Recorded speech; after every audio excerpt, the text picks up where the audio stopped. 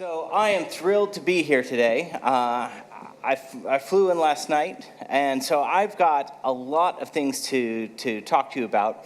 And so I'm going to need to talk a little bit fast. I hope that's okay. As Peter said, one of the things that I do is I help companies with open source issues. And a lot of that is, when they come to me, they think about it as being a legal issue.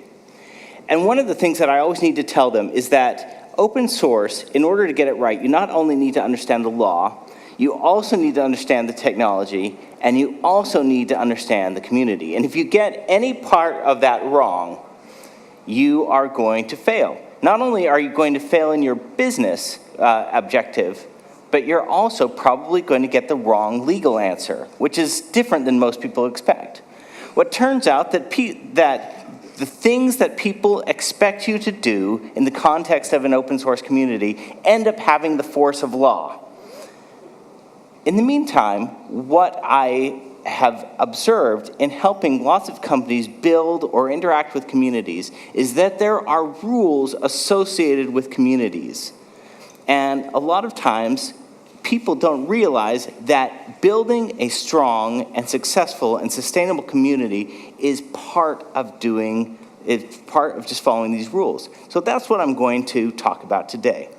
So I'm going to switch over briefly to a video. In 2010, Derek Sivers gave a talk where he called "How to Start a Movement," and he uses footage from an outdoor festival called Dancing Guy, where one person's example leads a whole bunch of people to start talking. So I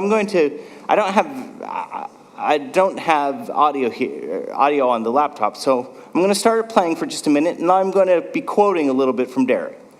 And so what happens first is that you've got a guy who just seems to be a little bit of a nut. A leader needs the guts to stand alone and look ridiculous. But what he's doing is so simple, it's almost instructional. This is key. You have to be easy to follow. But the crucial moment happens when the first follower joins. The leader embraces him as an equal, so it's not just about him anymore. It's about them, plural. The first follower transforms a lone nut into a leader. If the leader is the flint, the first follower is the spark that makes the fire. The second follower is the turning point. It's the proof that the first has done well. Now it's not just a lone nut, it's not just two nuts. 3 is a crowd, and a crowd is news. So make sure outsiders see more than just the leader. Everyone needs to see the followers, because new followers emulate other followers, not the leader. Now here comes 2 more, then 3 more. Now we've got momentum. This is the tipping point. Now we've got a movement.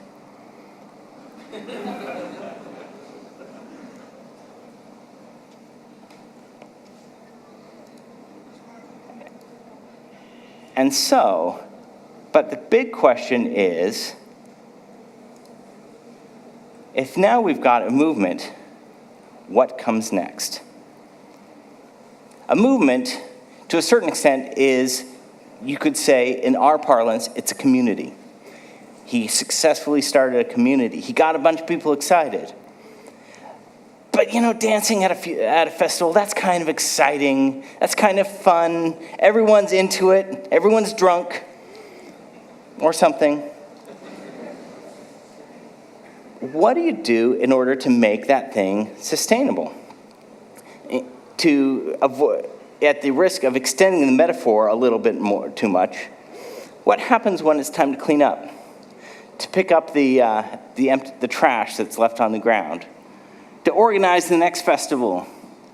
To spend the time so that others can be doing those things, and everyone who was there dancing also pitches in? That's what we want to talk about today. Building a sustainable and successful community over the long run. That's what I want to talk about. Now, I'll be honest, creating and building successful and sustainable communities is something that is hard to do. It takes thinking about more than yourself. It involves you thinking about users and uses beyond the things that you simply want. But it pays you back in ways that you cannot imagine. Building a community that lasts requires 4 things. And you're going to see this slide over and over again. So if there are 4 things, if there's one thing that I want you to remember, it is these 4 essential parts of a successful and sustainable community: an open door, a friend, a responsibility, and a shared vision of how it can make the world better. Now, I am going to start out with a few stories about communities. I'm going to talk a little bit about why communities work, and then I'm going to talk about building the Python community and what are some of the things that you can do here. I'm going to show how that relates to Python and especially to PyCon CZ. So, story number 1, balloon mapping. How many people here know what balloon mapping is? I've got like 2 hands. That is awesome. That's exciting because now I get to teach you something. Balloon mapping is when you send up. Think about it in the sense of sort of homemade.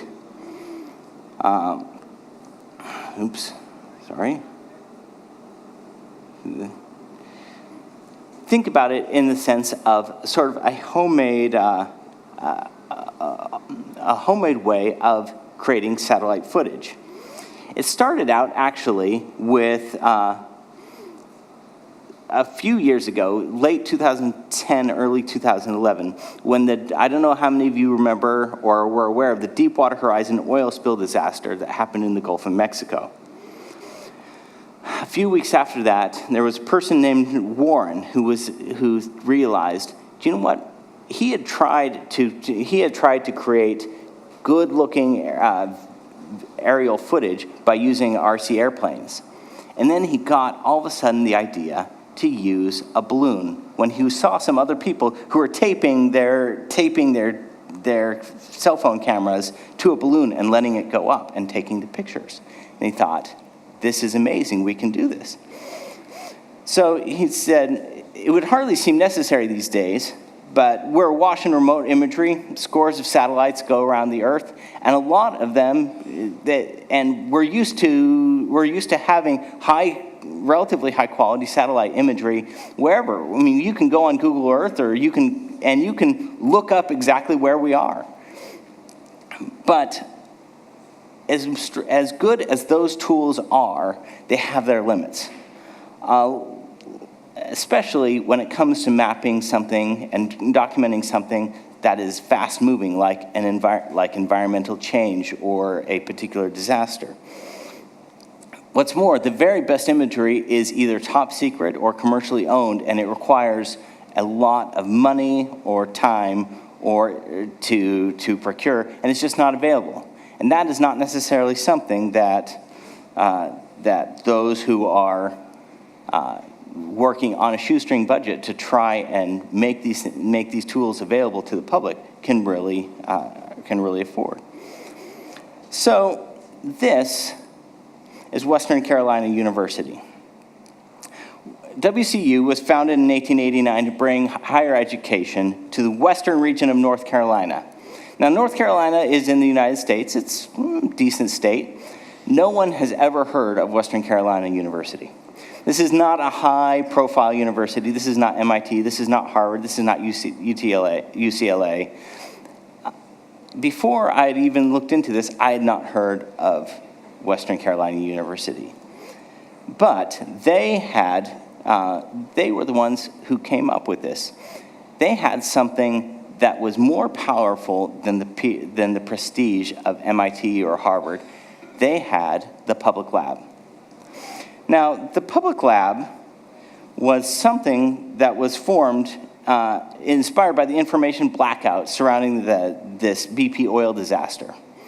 Despite having a massive impact on the residents in that particular area, the local communities had sparse and incomplete data that contradicted what they could see that was unfolding in front of them. They knew that things were bad. They knew that they could see the oil slick spreading, but they couldn't get up high enough to really understand what was going on. They could only see the things that were happening right in front of them. 3 of Public Labs' co-founders, Shannon Dosmegan, Jeff Warren, and Stuart Long, convened on the Gulf Coast with a plan to use helium balloons or kites and inexpensive digital cameras to build their own, quote-unquote, community satellites to map the spill. So what they did is this is actually a picture of them over the Gulf Coast. They would get these weather balloons and sometimes even just Mylar trash bags, hook up a DSLR camera, put it in continuous mode where it would take one picture every second or so, and then they would send it up 60, 80, 100, 200 feet, and they would walk around, all around the area, taking pictures. Within 15 minutes, they would be able to get high quality, very high resolution footage that not only rivaled, that bested what Google or the government was providing to them. Let me show you an example of that, the type. How many of you can see clearly enough? This is the original Google footage. Can anyone make anything out over here? How about over here? What's the difference between these two this footage? Over here on the left, you can make out, this is the same place, but you can make out individual cars, you can make out everything because it is much, much higher resolution. This trio, in partnership with local New Orleans nonprofits and collaborators, trained over 100 local volunteers and activists who then collected 10,000 particular aerial images of the coastline before, during, and after the oil spread. Using some open source software which they created and maintained, they stitched these together into high resolution maps of the disaster. And through a partnership with Google Earth, they made these updated maps globally and publicly accessible. These maps of the spill received broad media coverage, including being featured by the New York Times, the BBC, PBS News, and a number of other national and international publications. Over the years, several students became more involved with the project. One of the standout student cartographers used Adobe Photoshop to sort through thousands of photos to build the core of a campus map. Then, in 2011, another added the university library to the map.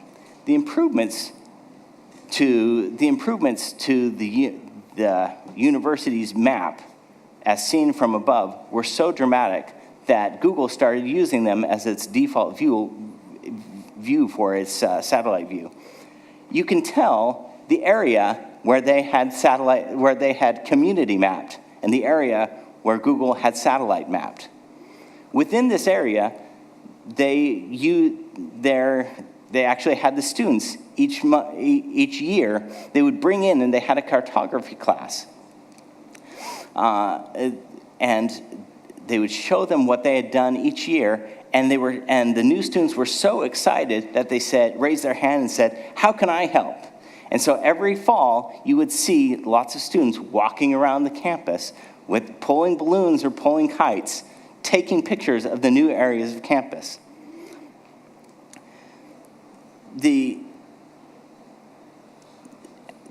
This past fall, as new students and volunteers for the project stream in, WCU plans to photograph its new 160,000 square foot Health and Human Sciences building using the same technique. Adam Griffith, one of the teachers, said, "I look forward to explaining the project to my new class and showing them the pictures from last semester's work and fun. The reactions are always the same, as hands shoot in the air. That looks fun. What can we do to help?" So, what did they do to make this sustainable? This has now grown and to the place where it is far bigger than WCU.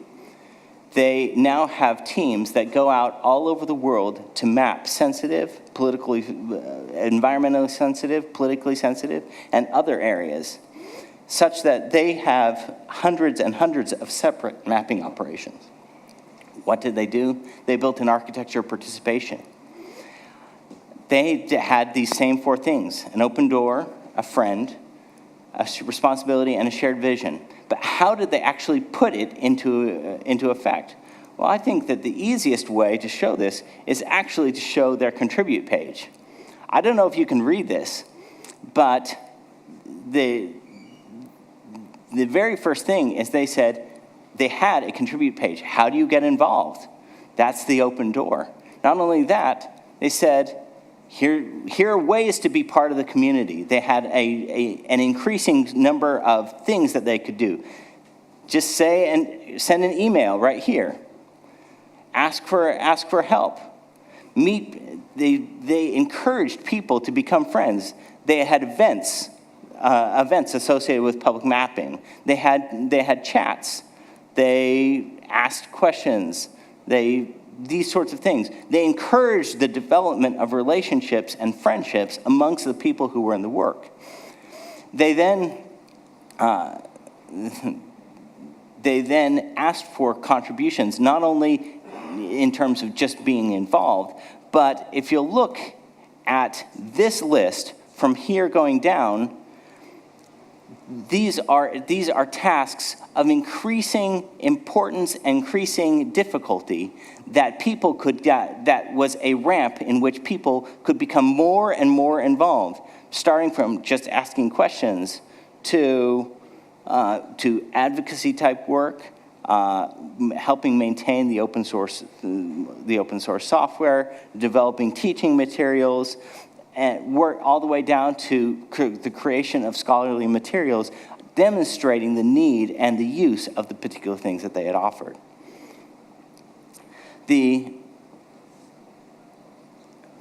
I'll note that this community wasn't also just about balloon mapping. This community, as I mentioned, is also about open source for all of their various parts of their infrastructure. Their goal was to make that open door and make it as easy as possible for anyone to participate, such that all of their software is open source, including the bottom couple here in Python. They also have kits where you can buy your own balloon mapping kit, and they will send it to you with instructions on how to get it done and connect you with people in your own area who have a similar interest. Our second story is also coincidentally about mapping. One thing that they did is, as they grew up, they needed to grow beyond just a core group of people who were doing this. They actually created a nonprofit, a 501c3 nonprofit. And I'd like to show you some of the different parts of this architecture participation. They have people who can become part of the public lab. They can become contributors or align themselves with it very, very easily by signing up on their website, simply to become aligned. And then they also have some ways in which people can become supporters. This is the larger box representing the full scope of everybody who's a member, who's affiliated with them. They then have people who have stepped up in various ways, who are organizers for particular events, for the maintainers of particular software, etc. They then have a smaller number that is supported of official paid staff and a board of directors. And then all of these different groups intersect, and they have official working groups that are designed to pull in and participate with those anywhere in this structure, as well as out in the community. They have various other interests, other communities that they coordinate with. And then they have organizations that are also, even though they're different, they're considered part of their community. This is going to be, I'd like you to remember this picture because we're going to come back to it again. So our second story is also about mapping. This will go more quickly because in some ways it's almost the same. So how many people here are familiar with Google Maps? Almost everybody. How about Bing Maps? Few. Here Maps? Few more. How many of you have heard of OpenStreetMap? Excellent. Well, if you follow people, this is Bowling Green State University. And I don't know if you follow GIS or mapping folks on Twitter. A couple years ago, when Apple decided to go their own way and create their own mapping product, there were a series of tweets that were sent out comparing the maps of Bowling Green State University in different mapping products.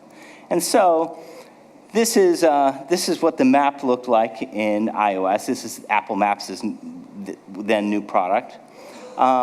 Bing had a separate, was also similarly bare. TomTom Maps, anyone use those? Waze was fairly empty. Nokia Maps, that's here. OpenStreetMap, not doing great either. And then Google. Which one of these would any of you all like to use? The Google Map, right? Well, it turns out that as soon as they brought this to people's attention, though, there was a number of people said, well, I can't do anything about Nokia Maps or Bing Maps or any of those other maps, but I can do something about OpenStreetMap. This is the same area in OpenStreetMap now. Within this change, though, happened over the course of a single month. There was a flurry of edits to the campus and the area around it. And so OpenStreetMap's coverage of Bowling Green campus is actually now, by some measures, the best of every other map, of every map in the business. Not only does it have the campus buildings and points of interest, but it even covers walking paths, which is something that even Google doesn't. What's interesting is that this wasn't the only campus where this happened. One company, Mapbox, decided, you know what? There's an important thing that's happening here. They decided it would be in its interest to organize a mapping sprint with a bunch of map enthusiasts on some other college campuses.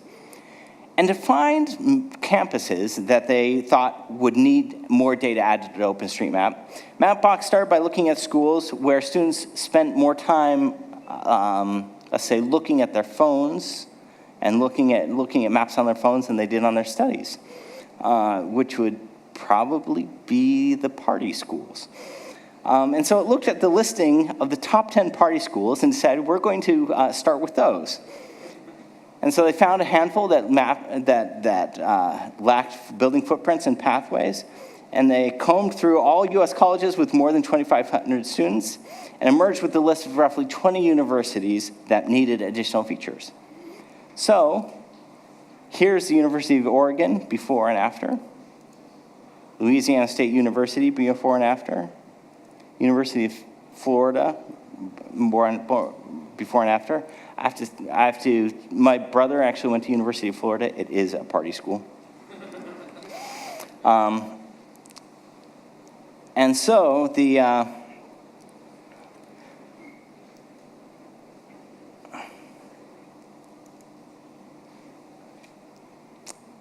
again, what did they do? Well, they built an architecture that allowed participation. A number of people here raised their hand when we talked about OpenStreetMap. You probably know a little bit more about it than most because it is in the spirit of an open source project. There are 100, as of this morning, there are 111, I think, separate PyPI projects that allow you to work with or build on or extract or query OpenStreetMap data. It has an open source type license that allows anybody to contribute to it, and it's managed in a very similar fashion to Wikipedia. So OpenStreetMap is really actually valuable because of its community. There are a million different people out there which have different reasons for participating.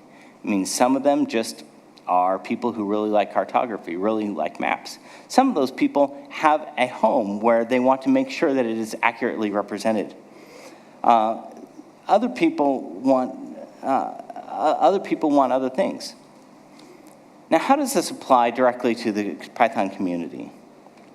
Well, we've talked about these other communities for a little while, so how are we doing? Well, by most accounts, we're doing pretty well. We've been a top 4 or 5 language for about the past decade, and we're still growing. But I'm going to go out of order here. I'm going to talk about this last question first. Why do we care about something like the popularity of Python?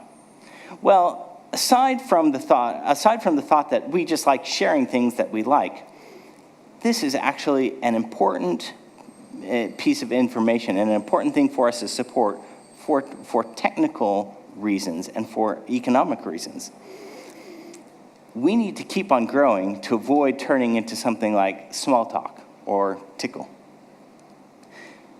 Those languages are effectively dead.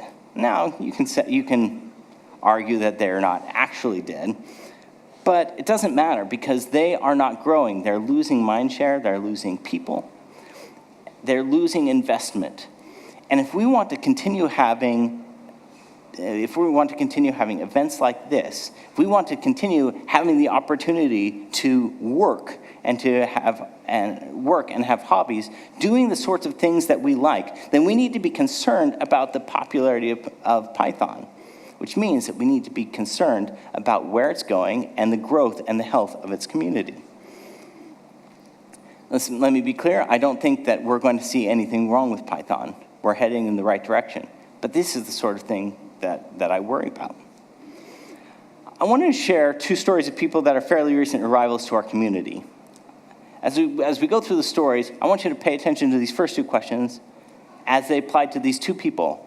How did they enter the community? Why do they stay? And to a certain extent, why would they leave? So the first one is a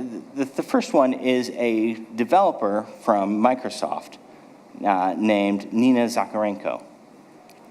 In her own words, she said, "I've been a software developer for going on 12 years now. I started my career as a Java developer, which is what I learned in college, and really enjoyed. At the time, I didn't really know anything about open source. I stumbled across the concept here and there, but I didn't really understand it and how it applied to me. At a job a few years ago, I started writing Python scripts for some internal tools, and my company at the time was gracious enough to pay for me to attend PyCon 2012. I was blown away by the friendly people, the community, and the willingness of the participants to work together. It impressed me so much that I ended up quitting my job as a Java developer."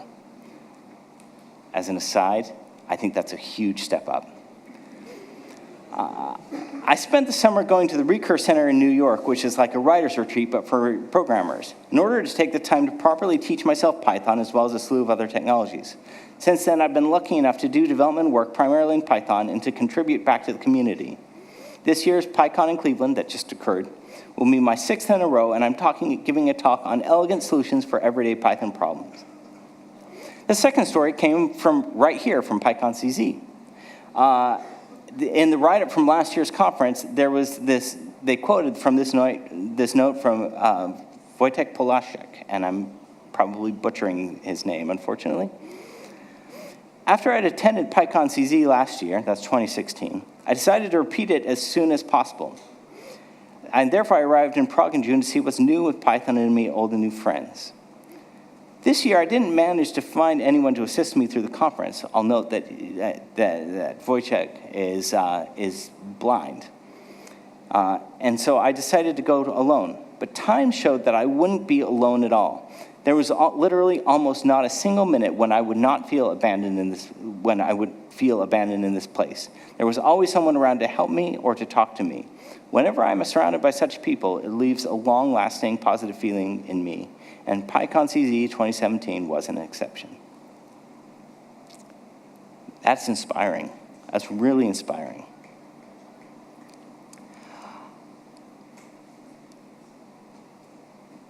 Brett Cannon, who's one of the core developers, said in his 2014 talk that he came for the language, but he stayed for the community. I'd like to stop for a minute. How many of people here know Brett Cannon's work? A few. How many of you have used or interacted with Python on GitHub? Raise your hand. A few. Now here's the kicker. How many of you have typed import this in Python 3? Or import anything? You have used Brett's work.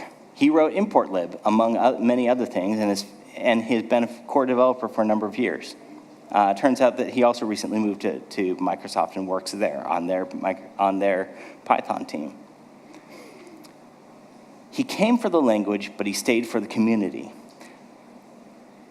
If you think about, I haven't heard more about Wojtek, but if you think about both Nina and Brett's contributions, they came and they stayed, and they have made contributions to our community. They have helped make us more vibrant, more capable, more technically sound, because they stayed for the community, thus improving the language for everybody. Many of you are familiar with the Zen of Python, which was written by Tim Peters. I love the call out to it in the Wi-Fi password, which has guided so many of us in helping make our code a little bit more Pythonic. Thing is that there's also such a thing as a Pythonic community. You see it in the efforts. Of people like Bara and Miro and Brett and all the different people you see going around with the ORG organizer stickers on the fronts of their shirts. I think that one of my favorite quotes about seeing people do things like this came from Lawrence van Zutphen, who said, being at PyCon just makes me feel more optimistic about the world. You know, there's a code of conduct for PyCon and CZ, but there's also a code of conduct for the PSF in general. Now, the code of conduct for PyCon CZ is a little bit more specific because this is a concrete place and time when we're doing things and we're getting together. But the code of conduct for the community is different. It's aspirational. It is about the types of people that we want to be in order to be the sort of community who we need to be. It says, it was written by Brian Curtin, who said, the Python community is made up of members from around the globe with a diverse set of skills, personalities, and experiences. It's through these differences that our community experiences great successes and continued growth. When you're working with the members of the community, we encourage you to follow these guidelines which steer our interactions and strive to keep Python a positive, successful, and growing community. A member of the Python community is open. Members of the community are open to collaboration, whether it's on PEPs, patches, problems, or otherwise. We're receptive to constructive comment and criticism, as the experiences and skill sets of other members contribute to the whole of our efforts. We're accepting of all those who wish to take part in our activities, fostering an environment where anyone can participate and where everyone can make a difference. Considerate. Members of this community are considerate of their peers, other Python users. We're thoughtful when addressing the efforts of others, keeping in mind that oftentimes the labor was completed simply for the good of the community.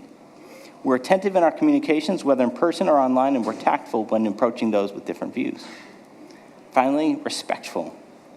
Members of the community are respectful of others, their positions, their skills, their commitments, and their efforts. We're respectful of the volunteer efforts that permeate the Python community.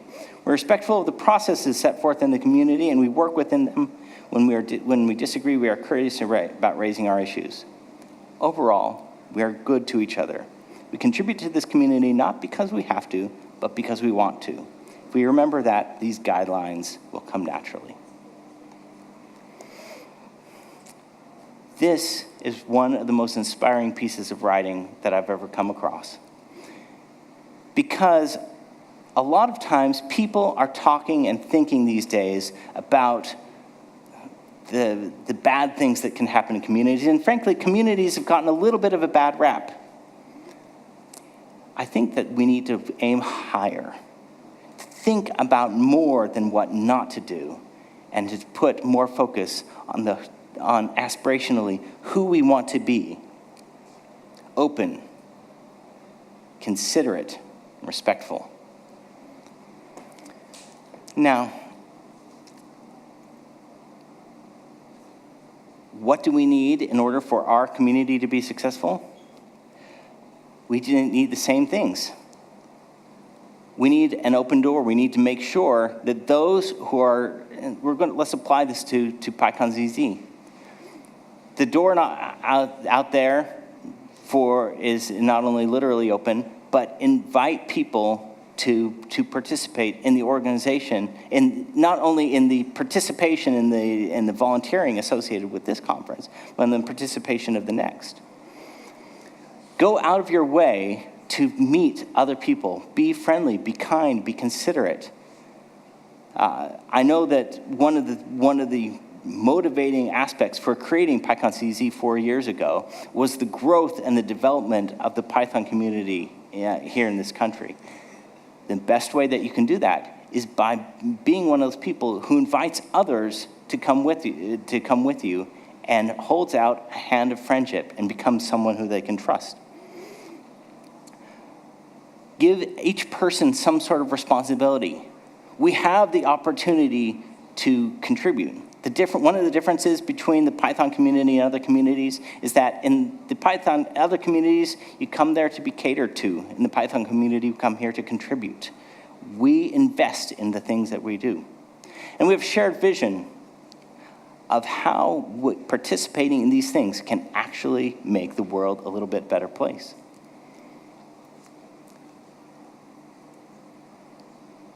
So I'd like to talk for one moment about this idea of responsibilities. I talked about PyCon-ZZ, but I'd like to talk for a minute, too, about the Python Software Foundation. Python Software Foundation is the 501c3 that is very, very similar to the one I described earlier. In fact, do you remember I said, remember this because it was going to come up again? This is exactly the same structure that we have for the Python Software Foundation. And for those who are not yet members of the PSF, you can become one simply by going on python.org, scrolling down, and saying, I want to become a member. To get involved, to just affiliate yourself doesn't cost anything. It just starts out by saying, yes, I want to register and be a part of the community. And then there are ways, and there are working groups, there are projects, there's documentation, there's organization. And if you do these sorts of things, you can be a broader part of the community, and you step up and you can vote and you can have a voice in the development and the way in which our community evolves. When those who support the PSF, both financially and with time and with code and with money, and this is both individuals and some of the community members who are companies, they make, for every dollar that goes into the PSF, we send a significant amount out.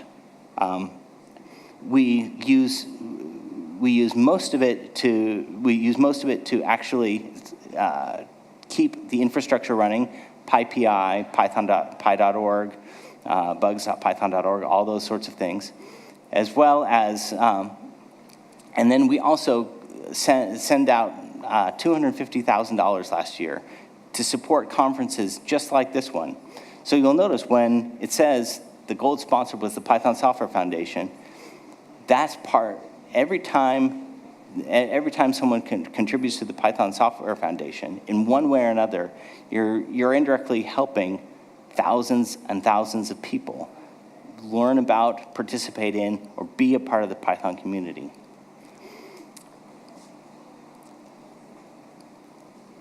I've got 1 minute left. I don't want to go over.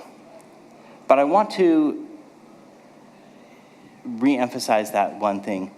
You can be the person who makes the difference in being a friend, in extending a responsibility, in opening a door, packaging things to make them easy for new people to walk in, and being the kind person that entices them to stay.